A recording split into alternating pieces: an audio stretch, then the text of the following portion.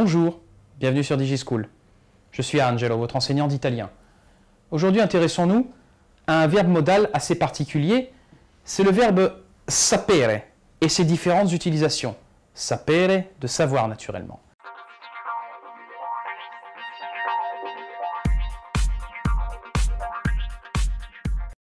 Sa première utilisation, eh bien, c'est l'utilisation de sapere avec l'infinitif. Et nous verrons dans quel cas.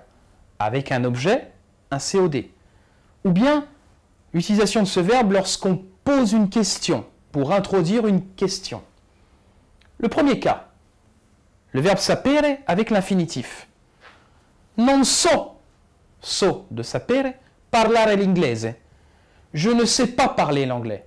Là, on utilise sapere dans le sens de savoir, avoir la connaissance. Ne pas être capable de, ou être capable de. So nuotare, je sais nager.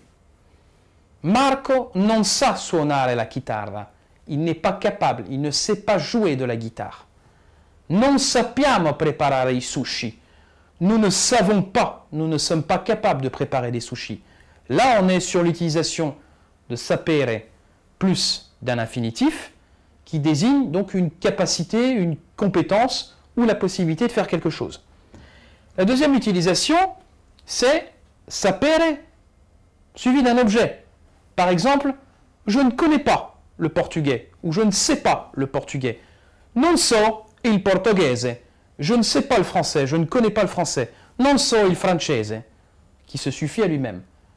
Ou alors, je ne connais pas la fin de l'histoire. Non so la fine della storia, comme c'est inscrit ici sur l'exemple.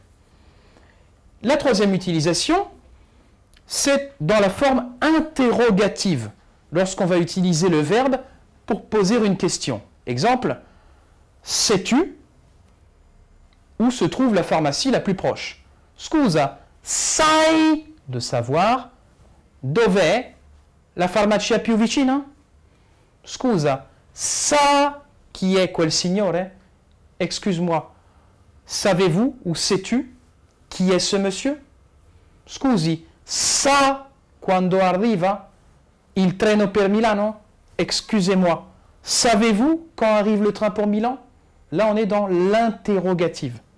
Voilà pour les trois principales utilisations du verbe modal clé sapere.